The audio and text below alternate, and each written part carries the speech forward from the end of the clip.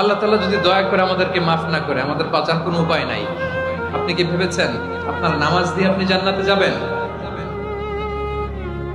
আপনি তাহাজ্জুদ গুজার, সেজদা দিতে দিতে কপালে দাগ ফেলেছেন, এটা আপনারা জান্নাতে নেবে না।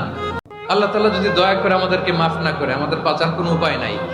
আপনি কি ভেবেছেন আপনার নামাজ দিয়ে আপনি জান্নাতে যাবেন?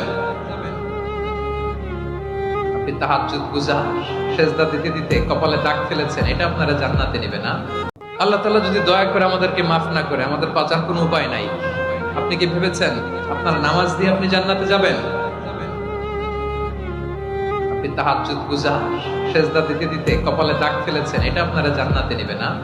আল্লাহ তাআলা যদি দয়া করে আমাদেরকে মাফ না করে, আমাদের বাঁচার কোনো উপায় নাই।